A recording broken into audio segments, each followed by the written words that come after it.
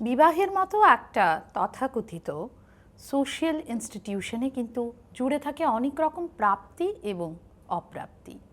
এই দুইয়ের ভারসাম্য যখন মাত্রাতিরিক্তভাবে নষ্ট হয়ে পড়ে তখন কিন্তু আমাদের জীবন দুঃসহ হয়ে ওঠে। তখন আমরা সঠিক সিদ্ধান্ত কী নেব, সেখানে এসে দাঁড়ায় লোকে কী ভাববে। এই লোকের ভাবনার পেছনে কিন্তু আমরা আমাদের জীবনের ততদিনে হয়তো যথেষ্ট ক্ষয়ক্ষতি করে ফেলি। তো আজকে আমাদের আলোচনার বিষয় অনেকটা এরকমই থাকবে। নমস্কার দর্শক বন্ধুরা, আমি পারমিতা আপনাদের সকলকে আবারও স্বাগত জানাচ্ছি নিউজ লাইভ বাংলা নিবেদিত জীবনযোদ্ধার আরও একটি পর্বে। আপনারা সকলেই জানেন যে এই পর্বে আমাদের প্রত্যেক দিন একজন বিশেষ অতিথি থাকেন। আজকেও আমাদের সঙ্গে রয়েছেন একজন বিশেষ অতিথি, একজন প্রচণ্ড লড়াকু এবং সাহসী মহিলা। আমাদের সঙ্গে আজকে রয়েছেন শ্রীমতী বনানী চৌধুরী, যিনি নাবার্ডের মতো একটা বৃহৎ ইনস্টিটিউশনের সঙ্গে দীর্ঘদিন 30 বছরেরও বেশি সময় ধরে জুড়ে ছিলেন। অবসরপ্রাপ্ত ম্যানেজিং ডিরেক্টর পদে ছিলেন এবং এখন এখানে এই শহরে আমরা তাকে পেয়েছি। দর্শক বন্ধুরা, আলাপ করিয়ে দেব আমাদের আজকের অতিথি বনানীতির সঙ্গে। নমস্কার বনানীতি। নমস্কার, স্বাগত জানাচ্ছি আপনাকে আজকে আমাদের এই মঞ্চে। অনেক ধন্যবাদ।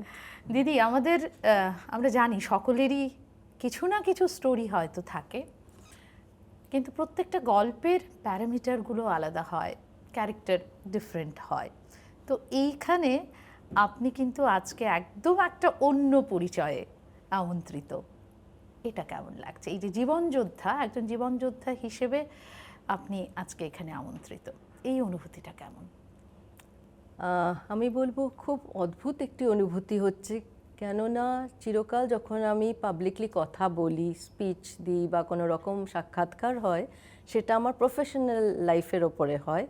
এই প্রথমবার বোধহয় আমি আমার যেটা আমার ব্যক্তিগত জীবনের ওপরে আমি এরকম পাবলিকলি কথা বলছি, এবং খুব ভালো লাগছে ভাবতে এই যে জীবন যোদ্ধা, এই যে একটা আইডিয়া, এর মধ্যে আমরা শেয়ার করতে পারবো যে আমরা কিসের মধ্যে দিয়ে গেছি এবং কি শিখেছি।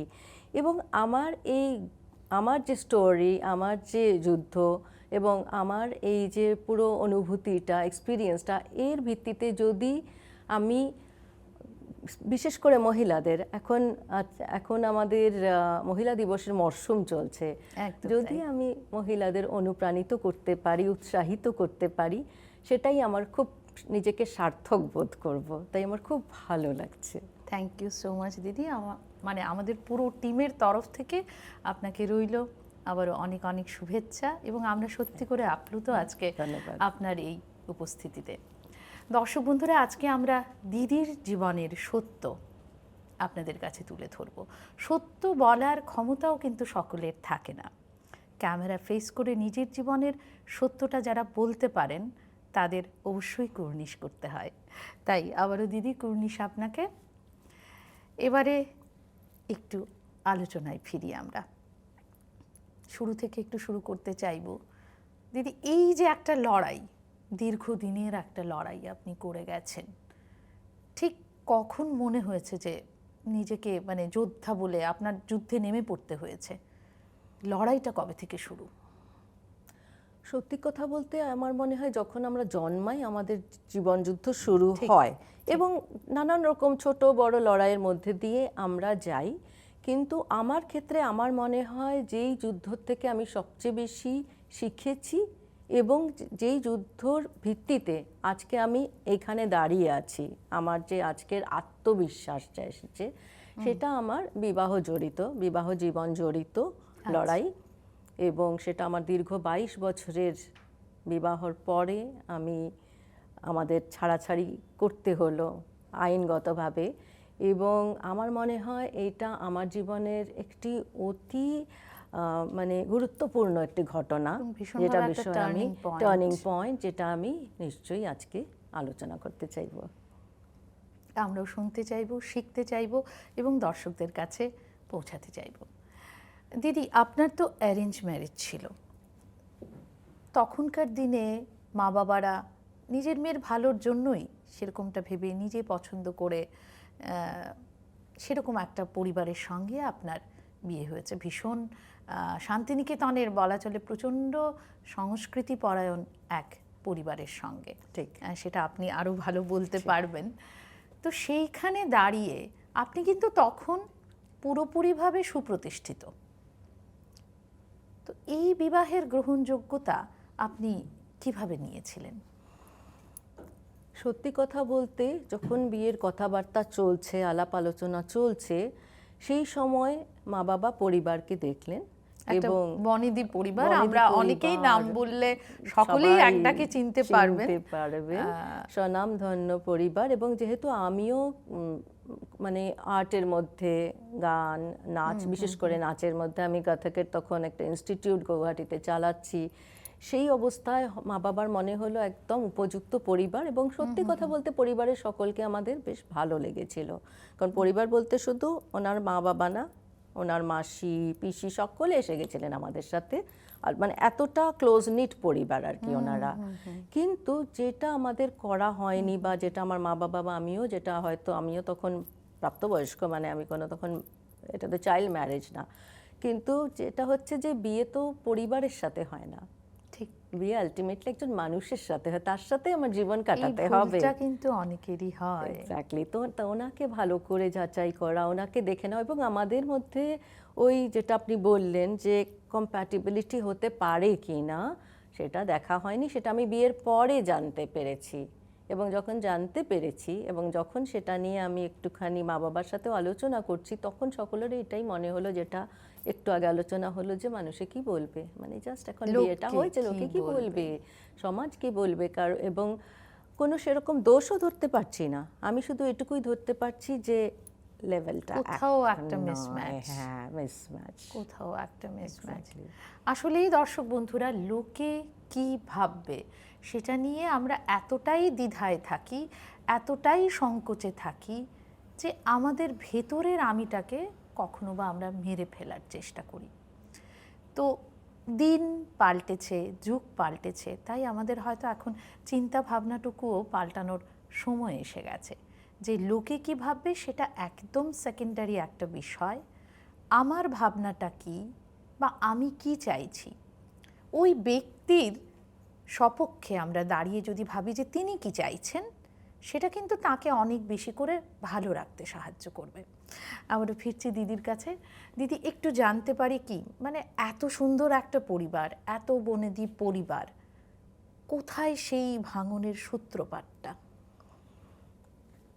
ভাঙনের সূত্রপাত আসলে বলবো যে যার সাথে আমার বিয়ে হয়, ওনার খুব সিভিয়ার মেন্টাল হেলথ ইস্যুস ছিল, মানসিক অসুস্থতা, কগনিটিভ লেভেলে, মেমোরি লেভেলে, যেখানে ওনার কর্ম ব্যবস্থাও খুব ওনার পক্ষে কঠিন ছিল আয় করা। এবং তাতেও কিছু হতো না যদি আমরা এটাতেই রাজি হতাম, যেটা আজকাল অনেকেই করে, যে আমি তো আয় করছি, আমার যথেষ্ট আয় ছিল, আমি কেপেবল ছিলাম, আর উনি যদি অন্য দিকটা, বাড়ির দিকটা দেখতেন। কিন্তু আমাকে বিয়ের পরেই বলা হলো চাকরিটা ছেড়ে দাও। প্রথম জিনিসটা, যেই প্রথম কথা আমার শাশুড়ি বললেন, যে সবার নিজের নিজের ভূমিকা আছে, তো মহিলারা বাড়ি সামলায়, ওকে করতে দাও। তখন আমি বললাম, আমি তো দেখেছি ওর সেরকম আয় নেই, এটা দিয়ে তো আমাদের চলবে না। তখন আমার শ্বশুর মশাই ছিলেন এবং উনি জোর গলায় বললেন যে না, কেউ যদি চাকরি ছাড়তে হয় অন্যরা ছাড়ুক, ওর চাকরি কিছুতেই ছাড়া হবে না, ওরটা একমাত্র ভীষণ সিকিওর জব যেটাকে বলা হয়।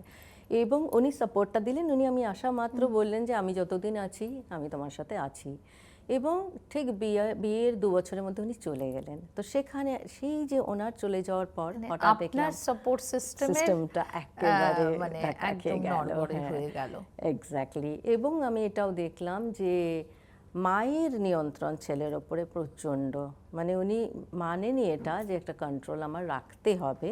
তাই আমি যে বলছি যে আমি করছি চাকরি, ও দিকটা দেখা হোক, সেটাতে মানা হলো না। আমাকে বলা হলো চাকরি করো, কিন্তু খাবারটা বেড়ে তৈরি করে হাতে ধরিয়ে দিতে হবে আমার ছেলেকে।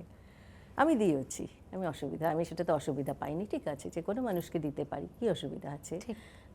আমি সেই যে ইকুয়ালিটিটা ছিল না, ওটা নিয়ে বেশি ভাবিনি, কারণ আমার মনে হচ্ছে এটা তুমি ঘানি টানতে, মানে আপনি 100% চেষ্টা করেছেন টু অ্যাডজাস্ট, অ্যাবসলিউটলি। এবং ব্যাক অফ দ্য মাইন্ড কোথাও এটা তো কাজ করেছে যে আমাকে মানিয়ে চলতেই হবে, নয়তো লোকে কি ভাববে। লোকে কি ভাববে, এবং আমার মনে হয় কিছুটা, খুব সত্যি কথা বলতে, আমাদের একটা সার্ভাইভাল ইনস্টিংক্ট ছোটকাল থেকে ওই যুগে আমাদের মধ্যে অনেক রকম কি বলবো, অ্যাংজাইটি, অনেক রকম ভীতি ঢুকিয়ে দেওয়া ছিল যে আমি যদি এটার সাথে, এই সিস্টেমের সাথে না চলি তাহলে আমার খুব বিপদ হবে, যেটা আমি পরে দেখলাম ইনজেক্টেড হয়, ইনজেক্টেড হয় একেবারে। আমার মানে এটা ছোট থেকে সামাজিক প্রভাব যখন যেটা হয়ে উঠি তখন থেকেই সেটা।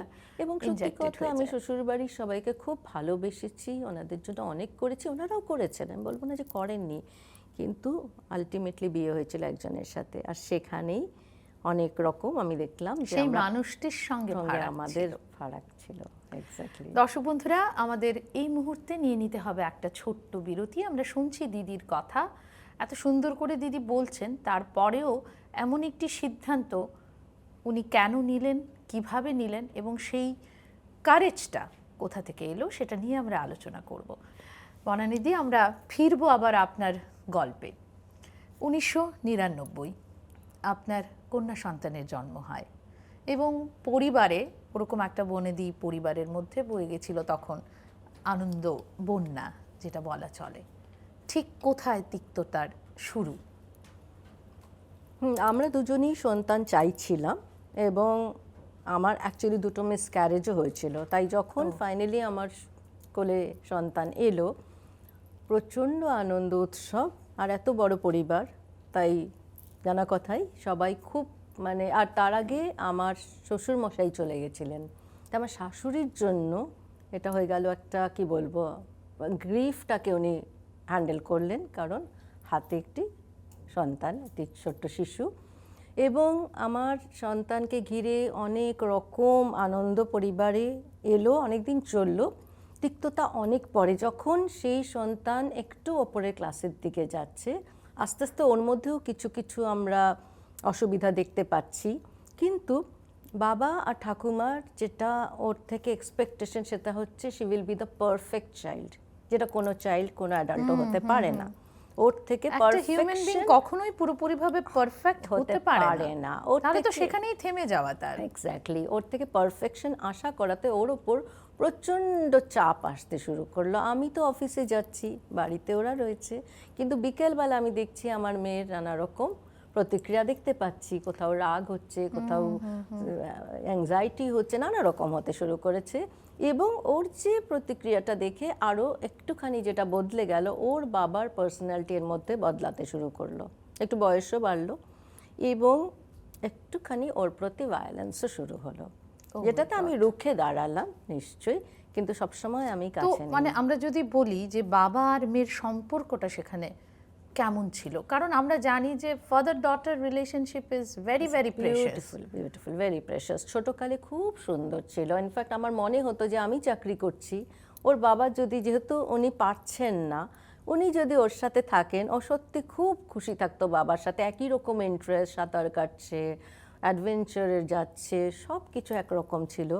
কিন্তু এই যে একটা বয়সের পরে তাকে প্রোটেক্ট করতে শুরু করলেন, এবং আপনাকে কিছু সিদ্ধান্ত ভীষণভাবে রিজিড সিদ্ধান্ত কিছু নিতে হলো। রাইট। তো আপনি কখন সেটা মানে ফিল করলেন?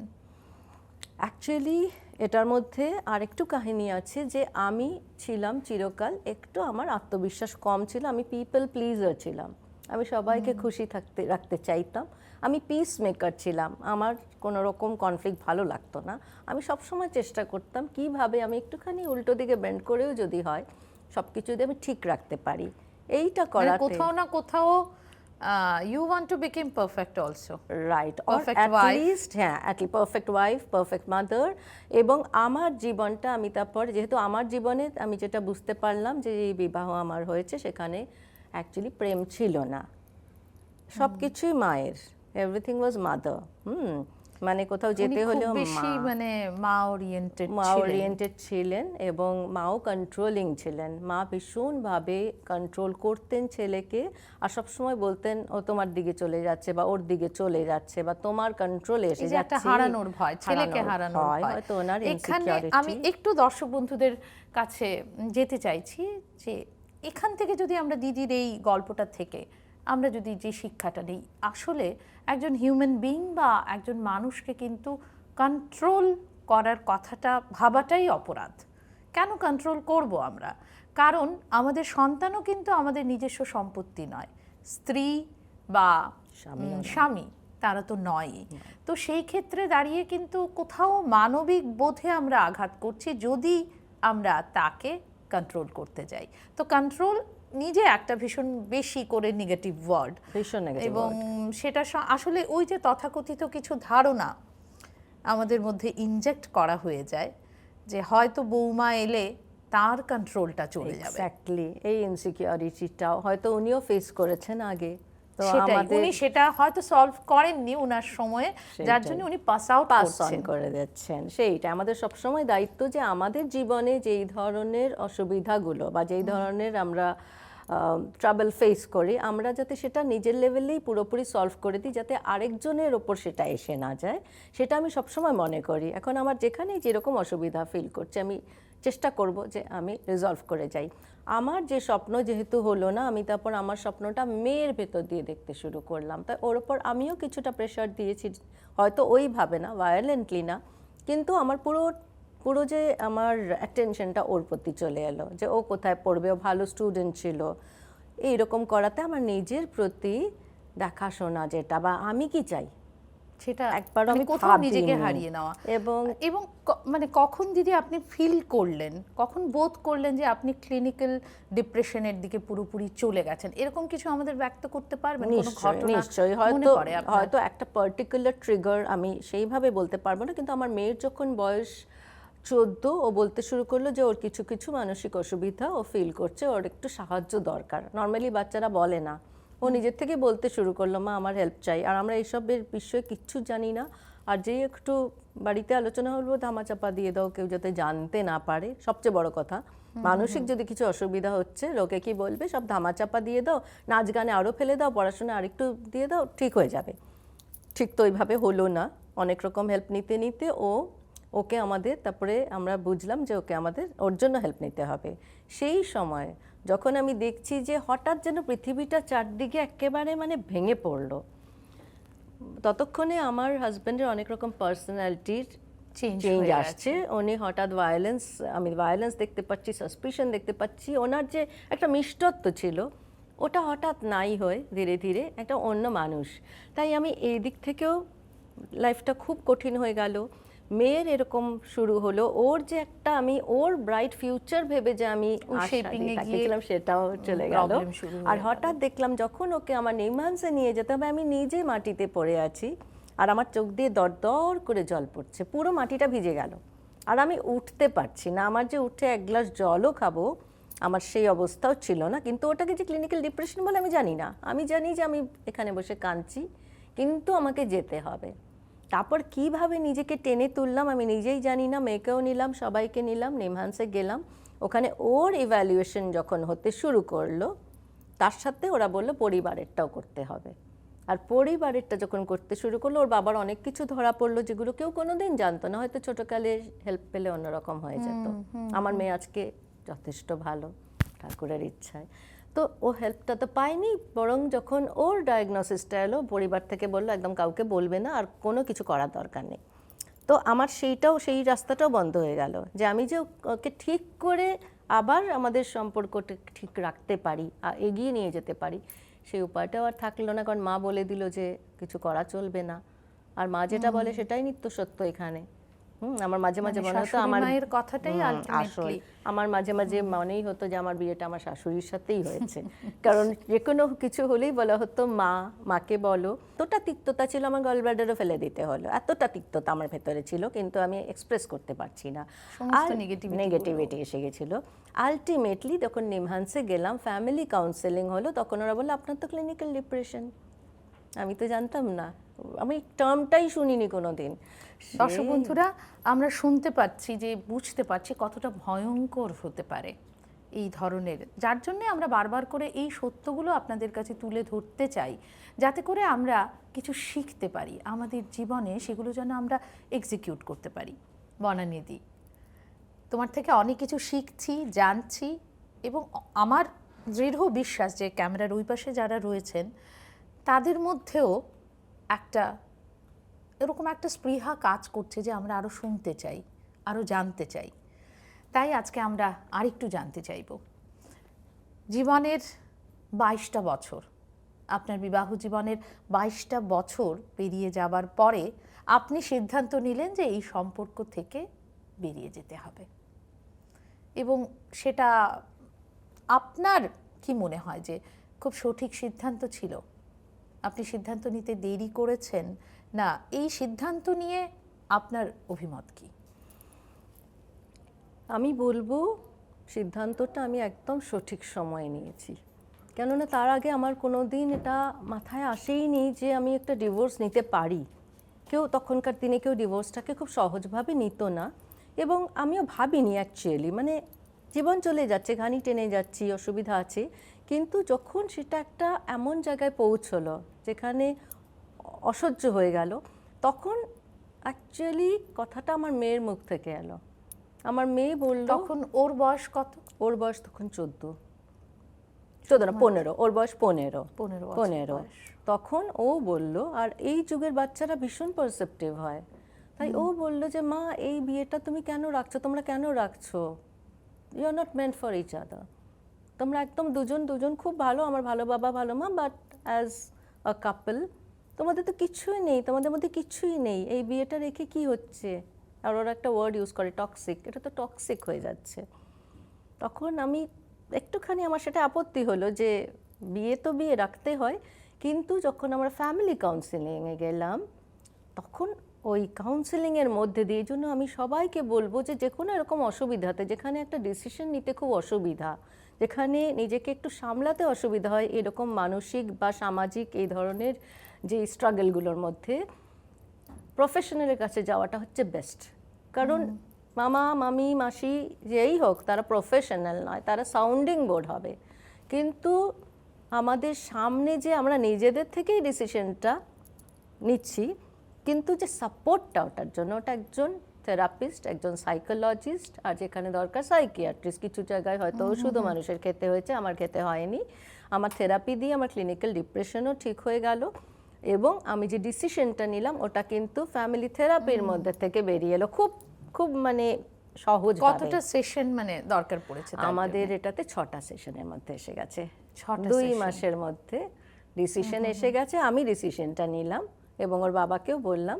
ওর বাবা তারপর চেষ্টাও করলেন যাতে অন্যরকম হতে পারে, কিন্তু যেটা হবার নয় লেখা আছে সেটা হলো না। আসলে কাউন্সেলিং এখনো আমাদের সমাজে কিন্তু মানে আমি কি পাগল, এই যে টার্মটা, অ্যাকচুয়ালি টার্মটাই ভুল। প্রত্যেকের কিছু না কিছু মানসিক বিহেভিয়ারাল ইস্যু প্রত্যেকজন মানুষের আছে, খুব নেগেটিভ ভাবে নেওয়া হয়। কিন্তু কাউন্সেলিং যে কি হেল্পফুল, এখনো ছোট ছোট জিনিসের মাঝে মাঝে নিয়ে নিই, যে 1000 জনকে বলার থেকে আমি একজন প্রফেশনালকে বলি, যদি আমার নিজেরই সুবিধা হয়, নিজেরই উপকার হয়, কোনো অসুবিধা নেই। সে তো আমার ফ্যামিলি মেম্বারও নয়, তা আমি তো সবাইকেই বলবো। দর্শক বন্ধুরা, আমাদের মধ্যে তো সোশ্যাল স্টিগমা প্রচুর রয়েছে। এই স্টিগমাগুলোকে এড়িয়ে, এগুলোই আমাদের জীবনের আসলে প্রতিবন্ধকতা, আমাদের যুদ্ধগুলিকে আরও বেশি করে কঠিন করে দেয় এই সমস্ত কিছু। তো এই সমস্ত নেগেটিভিটি থেকে সরে এসে আমরা একটা পজিটিভ লাইফকে, একটা পজিটিভ জীবনকে আলিঙ্গন করব, তাকে ভালোবাসবো, ভালো থাকবো, এই চেষ্টার জন্যই তো বারবার করে আমাদের আপনাদের কাছে চলে আসা। দর্শক বন্ধুরা, এবারে আমাদের বিদায় নেবার পালা, কিন্তু আমরা অপেক্ষায় থাকলাম সত্যি কি দিদির জীবনের এই সিদ্ধান্ত তার জীবনে সুফল নিয়ে এসেছিল কিভাবে, সেটা জানতে হলে দেখতে হবে আগামী পর্ব। ততক্ষণ খুব ভালো থাকুন।